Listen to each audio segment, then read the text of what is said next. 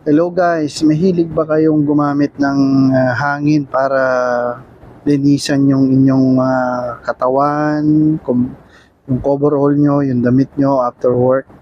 So guys, pakinggan nyo to.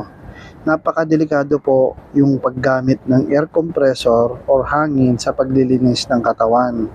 Okay po, number one po dyan, dito nyo po may experience yung tinatawag nilang air embolism na kung saan yung sobrang hangin or yung hangin na pumasok sa inyong katawan ay bumabara sa inyong mga ugat. Okay guys, so open wound or kahit anong sugat, okay?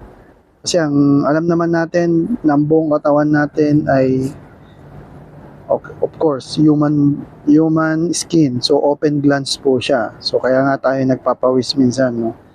So by accidentally na pag kayo po ay nag-spray o hangin, bumuga ng hangin sa inyong katawan, there is a chance na pumasok po ang hangin sa inyong mga balat o sa open wound. At pagkatapos po niyan ay babara po yung hangin dun sa mga ugat. Depende po yan. May mga maliliit na hangin.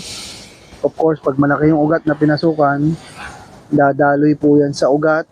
Pupunta po yan hanggang sa ma-reach niya yung halos kasing size niya na ugat or yung mas maliit na ugat sa kanya, doon na po siya magbabara.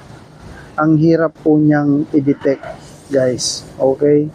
So maganda po itong toolbox talk topic sa inyong mga workers, especially po yung matitigas ang ulo at gumagamit ng air compressor sa paglilinis ng katawan. Napakadelikado po. Paano po kung yung hangin ay dumiretso po sa utak?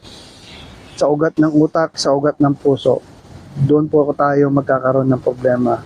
Ang mga sintomas po nito ay biglang hinihimatay ng walang dahilan, pananakit ng dibdib, o minsan atake sa puso. Kaya guys, pakaingatan po at pag tayo po ay may air compressor, maglagay po tayo ng signboard, huwag gamitin panglinis ng katawan. At ano pang impormasyon na pwede nyo ilagay doon. Napaka-importante to guys. Okay guys, may papakita akong picture sa inyo within this video at sana makatulong ito. Maraming salamat guys and have a safe day.